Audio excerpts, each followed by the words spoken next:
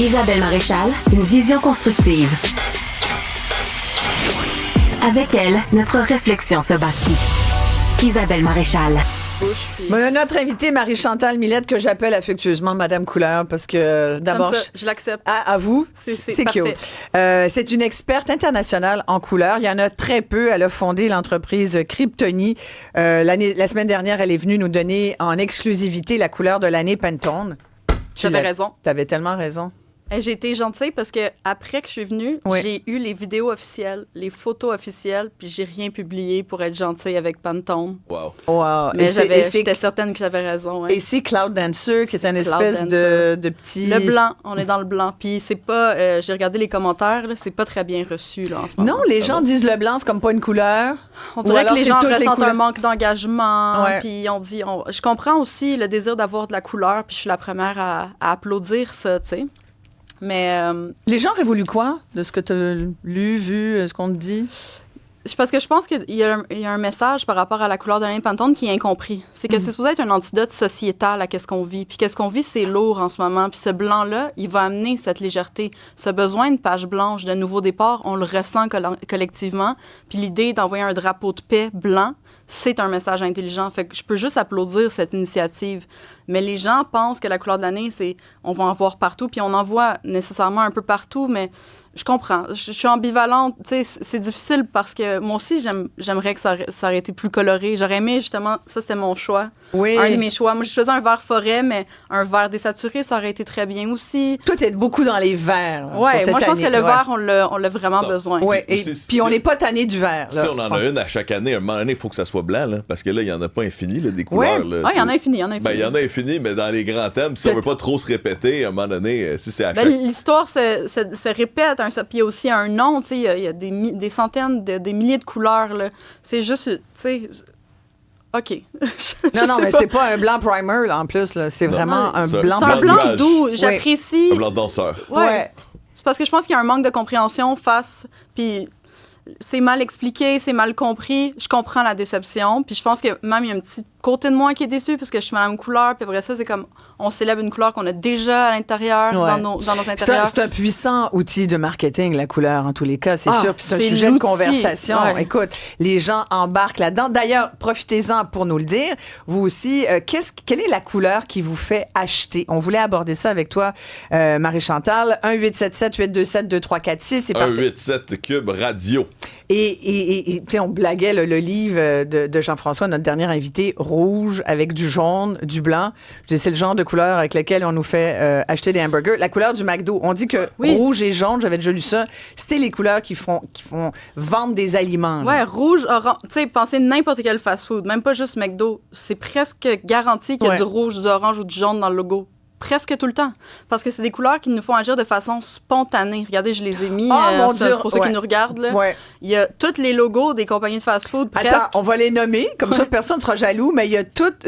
Kentucky, Hardee's, McDonald's, Chick-fil-A, Pizza Hut, IW, Harvey's, Burger King. Je pense que j'aurais pu en mettre d'autres. C'est du jaune-orangé, rouge. Il y en a tout le temps parce que ça nous fait... Le rouge, ça stimule une glande au cerveau qui s'appelle l'hypophyse. On agit de façon plus impulsive et spontanée.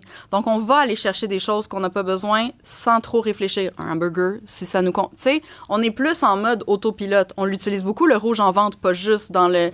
pour une vente, justement, rapide, à pression. Ah, ben oui, OK, j'y pense pas.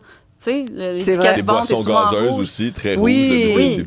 En alimentaire, c'est très, très, très populaire, mais ça marche, tu sais. Oui, puis aussi, je suis curieuse de voir qu'est-ce que les auditeurs vont nous dire, parce que je pense que souvent, c'est subconscient. C'est que les compagnies marketing sont très conscientes qu'ils contrôlent le consommateur à même la couleur, puis on s'en rend pas nécessairement compte, tu sais, parce qu'on est programmé pour réagir à ces couleurs-là. Puis je sais pas à quel point on en est conscient dans le quotidien. C'est vrai. Écrivez-nous, quelle est votre couleur préférée pour dépenser celle dans qui la vous vie?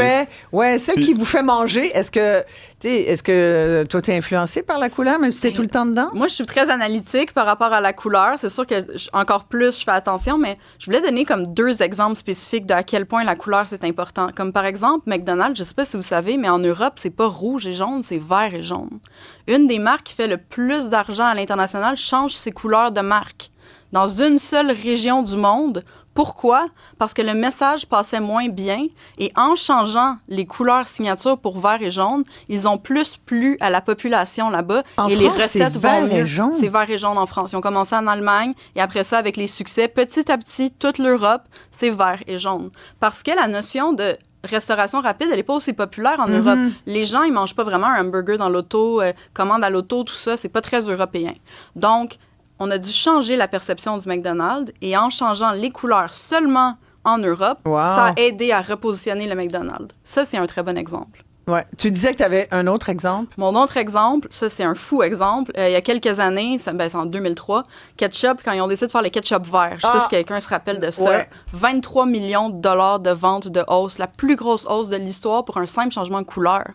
Le problème, ça a marché? Ça a marché parce que je pense que ça a marché pour plusieurs facteurs. Un, le changement de couleur intriguant, mais sans l'écrire, ça marche du ketchup vert dans la tête du consommateur parce que tomate verte. Ouais. OK? C'est pas ça qui est écrit, Relish mais un peu, même. ça marche. Ouais. Mais là, 2 ans plus tard, ils ont dit on va lancer du ketchup mauve et bleu. Puis là, les consommateurs étaient comme dégueu. Non. Attends, là, qu'est-ce que tu mets comme produit pour colorer? Fait que là, ça a été un flop, là, ils ont tout retiré. Ça, c'est comme le cherry coke. Ils ont comme voulu... Ils ont exagéré. C'est comme pousse pas avec ta couleur. Là. Oui, parce que bleu, c'est pas une couleur qui fonctionne bien en alimentaire à la base, fait que c'était très risqué. Le sentiment de nouveauté aussi, on peut deviner qu'une fois que tu laissais le ketchup vert, peut-être que tu as fait le tour. T'as ça pas goûte de la même chose. après. Ouais, exact. On a plein de gens qui nous écrivent. Là, Amélie aime beaucoup algues marines. Laura adore la couleur rose. Linda, c'est orange brûlé. Vert olive. Puis on l'a un peu touché, mais juste rapidement pour répondre à la personne, là, en 2 phrases, là, quelqu'un dit c'est quoi l'utilité pour la population de savoir c'est quoi la couleur de l'année? La couleur de l'année, à la base, ça se veut être un antidote sociétal. Il y a comme un... Aussi, c'est d'amener le côté couleur, quelque chose de nouveau dans les nouvelles. Tu sais, les nouvelles sont lourdes. La couleur, c'est un langage universel. Tellement. C'est la couleur qui parle à tout le monde. Ouais. Tout le monde a des réactions par rapport à la couleur. C'est peut-être quelque chose qui peut faire l'unanimité, qui crée une discussion qui est moins polarisée que la part de nos discussions. Je pense que c'est important qu'on en parle encore. Écoute, je viens de mettre ma nouvelle tuque rose, parce que officiellement, la saison des tuques est ouverte. Moi, j'adore. Je suis une fille. Il fait comme moins 18 aujourd'hui. Mais non, mais attends, moins 30 tout à l'heure. Fait que, attachez votre tuque. Et quand j'ai mis ma tuque rose, tout le monde, je vous ai vu, vous avez tous souri. Exact. Tu vois? Et on va à la pause là-dessus. La couleur, c'est le bonheur. Voilà, la couleur, c'est le bonheur. On revient tout de suite après ceci avec d'autres suggestions de votre part. Restez là, tout le monde.